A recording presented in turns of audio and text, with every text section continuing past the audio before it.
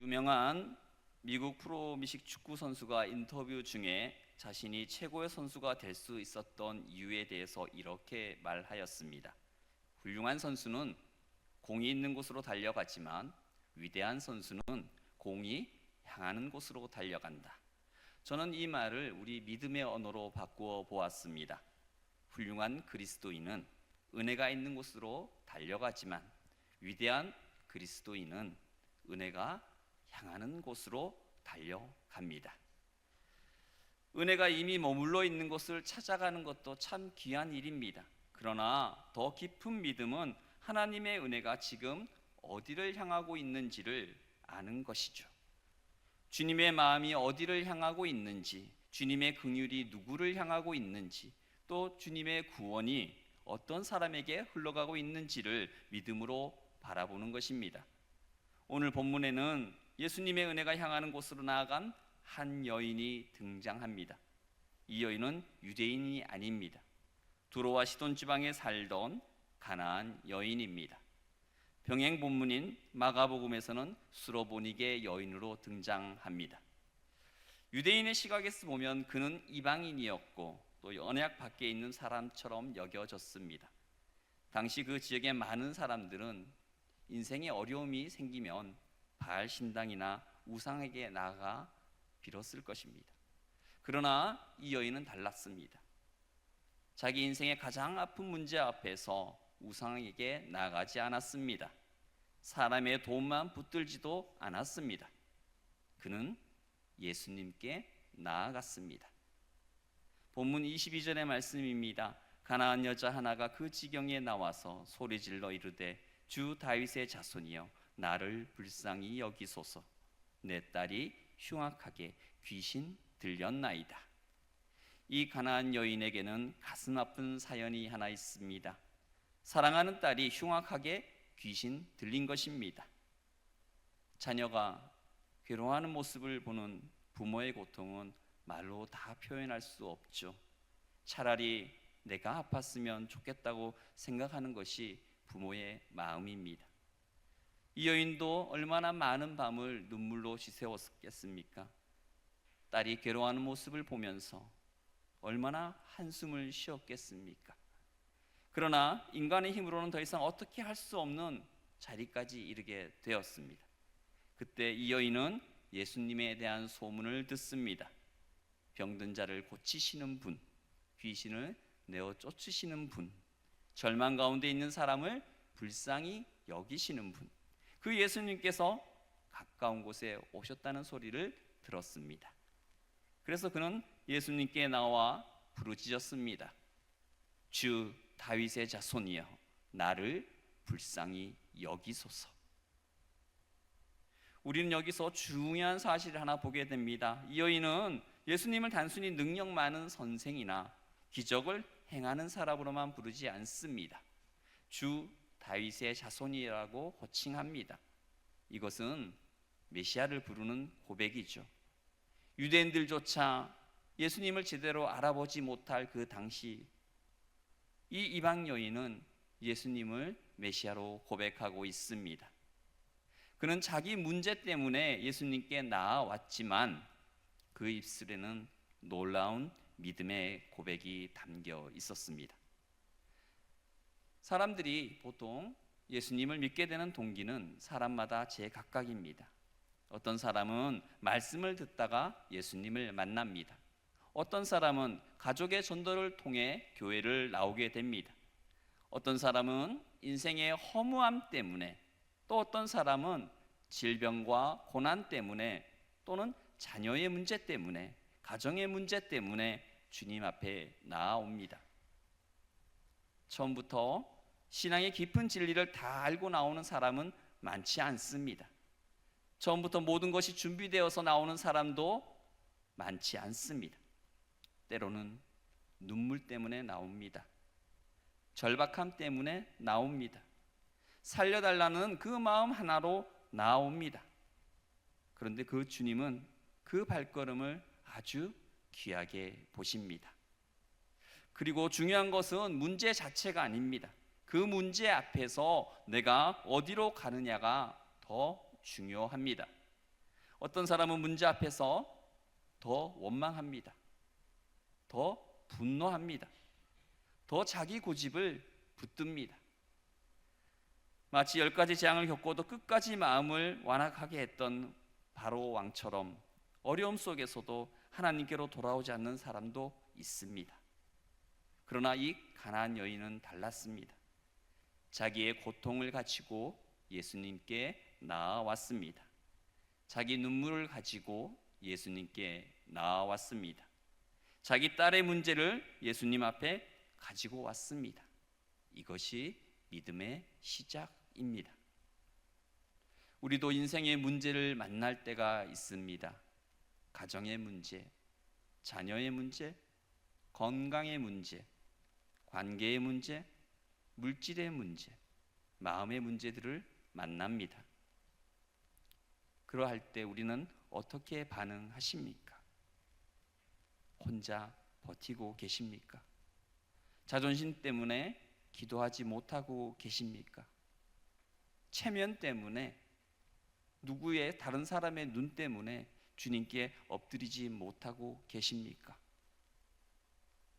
문제가 생겼다면 주님께 나아가야 합니다.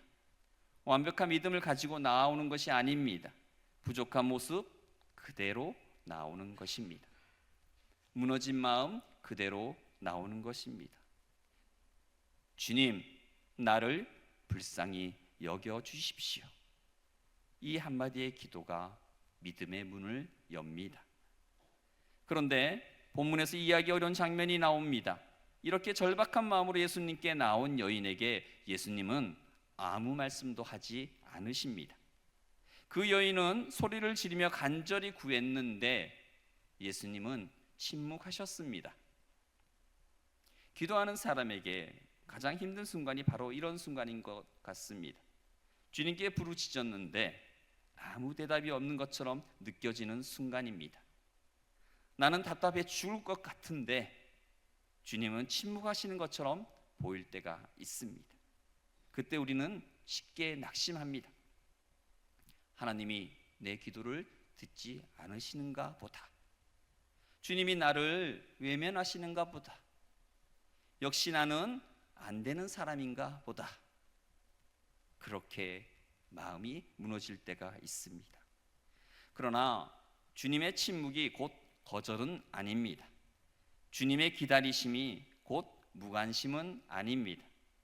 때론 주님은 침묵 가운데 우리의 믿음을 더 깊이 빚으십니다. 급하게 응답하시는 것보다 더 깊은 믿음으로 우리를 세우시는 것이 주님의 뜻일 때가 있습니다. 이때 제자들은 예수님께 말합니다. 그 여자가 우리 뒤에서 소리를 지르오니 그를 보내소서. 제자들에게 이 여인의 부르짖음은 귀찮은 소리처럼 들립니다. 그러나 예수님은 이 상황을 통해서 여인의 믿음을 드러내고자 하셨습니다. 24절에서 예수님께서 말씀하십니다. 나는 이스라엘 집에 잃어버린 양 외에는 다른 데로 보내심을 받지 아니하였노라. 이 말씀만 들어도 어쩌면 여인은 물러날 수 있었습니다. 역시 나는 이방인이구나. 나는 자격이 없구나. 예수님께서도 나를 받아주시지 않는구나. 그렇게 낙심하고 돌아설 수도 있었습니다. 그러나 여인은 물러서지 않았습니다.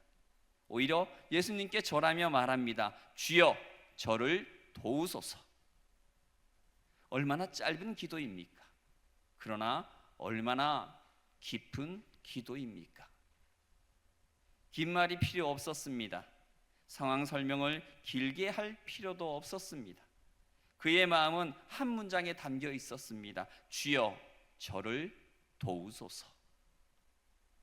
우리도 때로 이렇게 기도해야 합니다. 말이 나오지 않을 때가 있습니다. 무엇부터 기도해야 할지 모를 때가 있습니다. 마음이 너무 무너지고 긴 기도가 되지 않을 때가 있습니다. 그때 이렇게 부르짖으면 됩니다. 주님, 저를 도와주십시오. 주님, 우리 가정을 도와주십시오. 주님, 우리 자녀를 도와주십시오. 주님, 제 믿음을 도와주십시오. 그런데 예수님의 다음 말씀은 더 놀랍습니다. 26절입니다. 대답하여 이르시되 자녀의 떡을 취하여 개들에게 던짐이 마땅하지 아니하니라. 이 말씀은 어쩌면 우리 귀에 매우 거칠게 들립니다. 여기서 자녀는 유대인을 가리키죠. 개는 이방인을 가리키는 표현으로 이해됩니다.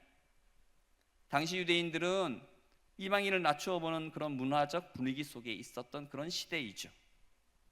예수님의 이 말씀은 여인을 모욕하고 버리시기 위함이 아니었습니다. 오히려 그 여인의 믿음을 드러내시고 그 믿음이 얼마나 겸손하고도 끈질긴 믿음인지를 나타내기 위함이셨습니다. 예수님은 여인을 밀어내시는 것처럼 보였지만 사실은 이 여인이 자기 자격을 붙드는지 아니면 주님의 은혜를 붙드는지를 드러내고 계십니다. 여인이 상처받고 돌아설 사람인지 아니면 끝까지 주님의 긍휼을 붙들 사람인지를 보여주고 계셨습니다. 우리가 신앙생활을 하다 보면 우리도 이런 순간들을 만납니다. 주님께 나와왔는데 상황이 쉽게 풀리지 않습니다. 기도했는데 문제는 그대로입니다. 오히려 더 막히는 것처럼 보일 때도 있습니다. 그때 우리의 마음속에서 뭔가 자존심이 올라옵니다. 내가 이렇게까지 기도했는데 왜 응답이 없으십니까? 내가 이렇게까지 참았는데 왜 상황은 변하지 않습니까? 내가 이렇게까지 주님을 찾았는데 왜 주님은 침묵하십니까? 그러나 믿음은 바로 그 자리에서 드러납니다. 내가 원하는 대로 될 때만 믿는 것은 아주 깊은 믿음이 아닐 수 있습니다. 응답이 빨리 올 때만 감사하는 것은 아직 단단한 믿음이 아닐 수 있습니다. 참된 믿음은 침묵 속에서도 주님을 붙드는 것입니다. 거절처럼 들리는 순간에도 그 주님의 선하심을 놓치지 않는 것입니다. 예수님의 말씀에 대한 여인의 반응이 참으로 놀랍습니다. 우리 27절의 말씀입니다. 우리 다 함께 27절의 말씀 읽도록 하겠습니다. 여자가 이르되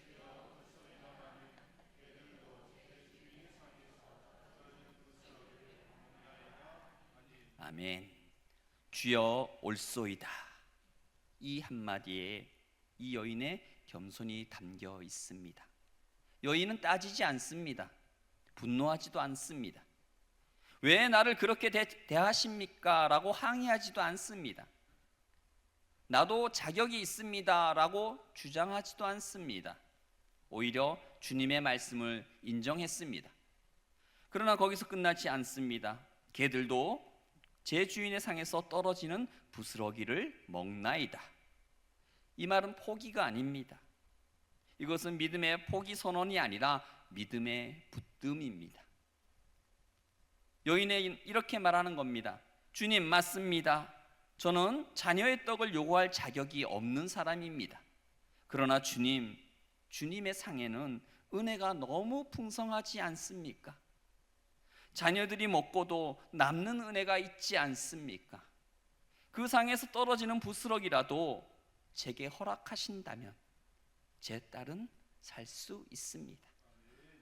주님의 그 부스러기 은혜만으로도 충분합니다. 여러분, 이것이 큰 믿음입니다. 큰 믿음은 자기 자격을 내세우는 믿음이 아닙니다.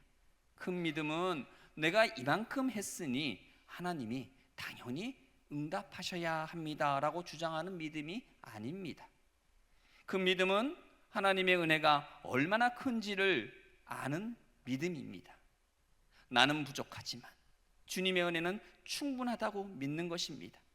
나는 자격 없지만 주님의 긍휼은 넘친다고 믿는 것입니다.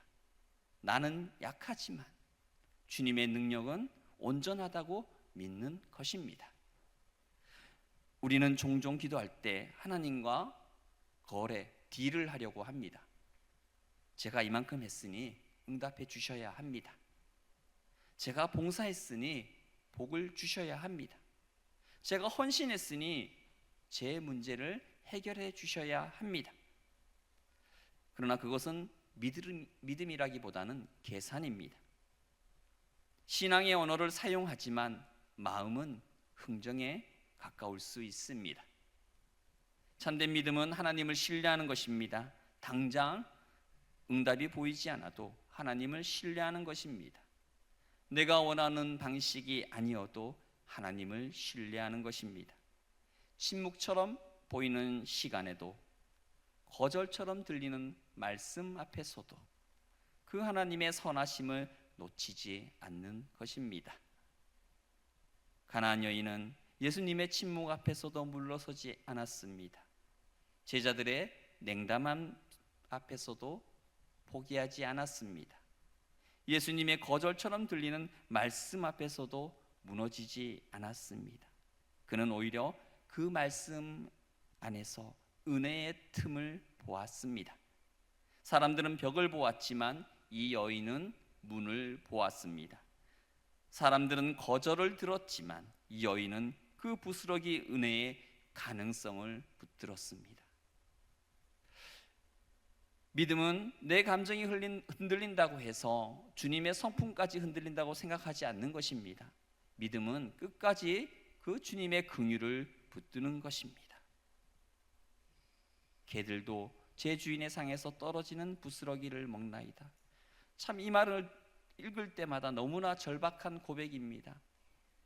동시에 놀라운 믿음의 고백입니다. 여인은 부스러기를 구했지만 사실 그는 예수님의 은혜가 얼마나 충만한지를 알고 있었습니다. 우리는 때로 큰 기적만 은혜라고 생각합니다. 눈에 띄는 응답만 은혜라고 생각합니다. 단번에 문제가 해결되는 것만이 은혜라고 생각합니다. 그러나 주님께로부터 오는 작은 부스러기 같은 은혜도 우리의 인생을 살립니다.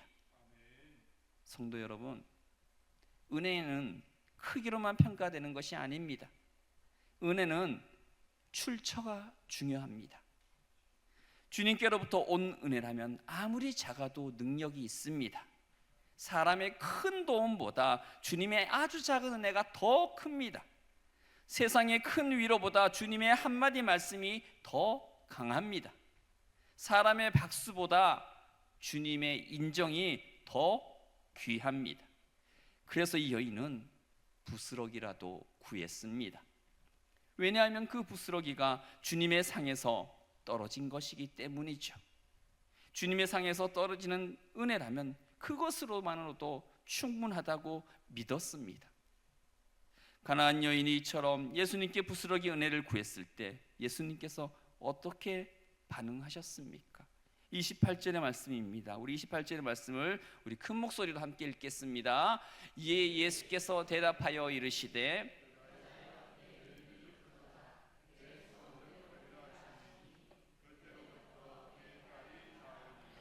아멘. 예수님께서 말씀하셨습니다. 여자여, 내 믿음이 크도다. 성경에서 예수님께서 믿음이 크다고 칭찬받은 사람은 많지 않습니다. 그런데 놀랍게도 이방 여인이 그 칭찬을 받았습니다. 제자들이 아니라 종교 지도자들도 아니라 유다 백성 가운데 높이 인정받던 사람도 아니라 가나안 여인이 내 믿음이 크도다라는 말씀을 들었습니다. 예수님은 이 여인의 믿음을 공개적으로 드러내셨습니다. 그래서 말씀하십니다. 내 소원대로 되리라. 그 순간 그의 딸이 나았습니다. 여인은 부스러기 은혜를 구했습니다. 그러나 예수님은 최고의 은혜를 주셨습니다. 여인의 딸의 회복을 구했습니다. 예수님은 딸을 고치셨을 뿐만 아니라 이 여인의 믿음을 높이 세우셨습니다. 여인은 은혜의 가장자리라도 붙들고자 했지만 예수님은 그를 은혜의 중심으로 초대하셨습니다. 이것이 우리 주님의 마음입니다. 주님은 겸손히 나아오는 자를 외면하지 않으십니다. 상한 마음으로 부르짖는 자를 멸시하지도 않으십니다. 자격 없음을 인정하면서도 은혜를 붙드는 자에게 주님은 풍성한 긍휼을 베풀어 주십니다. 5월은 가정의 달입니다. 우리 가정을 생각하면 오늘 우리의 가정에도 여러 문제가 있습니다. 말 못할 자녀의 문제, 마음 깊은 곳의 아픔, 오래 기도했지만 아직 풀리지 않는 문제들, 남에게 쉽게 말할 수 없는, 설명할 수 없는 눈물이 있을 수도 있습니다. 그러나 오늘 말씀 우리에게 분명히 말합니다. 그 문제를 가지고 주님께 나아가십시오. 사람에게만 말하다가 낙심하지 마십시오. 환경만 바라보다가 무너지지 마시기 바랍니다. 내 자존심과 체면 때문에 주님 앞에 엎드리는 일을 미루지 마시기 바랍니다. 가정을 위하여 부르짖으시기 바랍니다. 가나안 여인처럼 주님께 나아가 부르짖으시기 바랍니다.